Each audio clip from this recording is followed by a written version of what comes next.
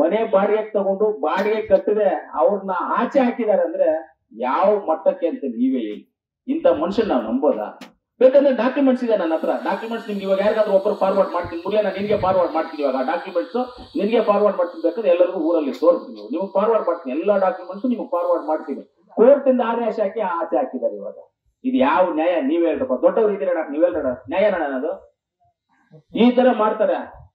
ಸುಳ್ಳಿಗೆ ಏನಾದ್ರು ಒಬ್ರು ಓನರ್ ಇದಾರೆ ಕರ್ನಾಟಕದಲ್ಲಿ ಇದ್ರೆ ಅದು ವರ್ತೂರ್ ಪ್ರಕಾಶ್ನ ಅದಕ್ಕೆ ಚೇರ್ಮನ್ ಮಾಡ್ಬೋದು, ಪರವಾಗಿಲ್ಲ, ತೊಂದರೆ ಏನೂ ಇಲ್ಲ. ಸುಳ್ಳಿಗೆ ಚೇರ್ಮನ್ ವರ್ತೂರ್ ಪ್ರಕಾಶ್ ಅವ್ರನ್ನ ಮಾಡ್ಬೋದು ಅಂತ ನನ್ನ ಅಭಿಪ್ರಾಯ. ನನ್ನ ಮಾತು ಮುಗಿಸ್ತೀನಿ. ಇನ್ನೊಂದು, ವರ್ತೂರ್ ಪ್ರಕಾಶ್ ಒಂದು ಮನೆ ಬಂದ್ಬಿಟ್ಟು ಬಾಡಿಗೆ ಮನೆ ಸಂಜಯ್ ನಗರದಲ್ಲಿ ತಗೊಳ್ತಾರೆ. ಅದನ್ನ ಸ್ವಂತ ಮನೆ ಅಂದ್ಬಿಟ್ಟು ದೊಡ್ಡ ಗೃಹಪ್ರವೇಶ ಮಾಡಿ ಎಲ್ಲಾರನ್ನೂ ಬಂದು ಪೂಜೆಗಳು ಮಾಡಿ ತಗೊಂಡ್ಬಿಟ್ಟಿನಿ ಅಂತ ಹೇಳ್ತಾರೆ.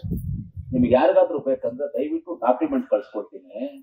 ಪಾಪ ಮನೆ ಬಾಡಿಗೆ ಕೊಟ್ಟಿರೋರಿಗೆ 5 ವರ್ಷ ಅವ್ರಿಗೆ ಬಾಡಿಗೆ ಕೊಡದೆ ಅವ್ರನ್ನ ಥ್ರೆಟ್ನಿಂಗ್ ಮಾಡಿ ಅವ್ರಿಗೆ ಹಿಂದೆ ಇರೋ ಕಾಟ ಕೊಟ್ಟಿದ್ದಾರೆ.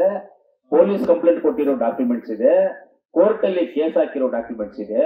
ಇವಾಗ ಲಾಸ್ಟ್ ಕೋರ್ಟ್ ಅಲ್ಲಿ ಕೇಸ್ ಆಗಿ ಕೋರ್ಟ್ ಅಲ್ಲಿ ತೀರ್ಮಾನ ಆಗಿ ಇವಾಗ ಅವ್ರನ್ನ ಮನೆಯಿಂದ ಆಚೆ ಹಾಕ್ಬಿಟ್ಟಾರೆ. ಇವಾಗ ಬೇರೆ ಮನೆಗೆ ಹೋಗ್ತಾ ಇರ್ಬೇಕು, ಇವಾಗ ಶಿಫ್ಟ್ ಮಾಡಿ ಟೈಮ್ ಕೊಟ್ಬಿಟ್ಟಿದ್ದಾರೆ ಹಾಕೋದಕ್ಕೆ. ಈ ತರ ಸುಳ್ಳುಗಾರ.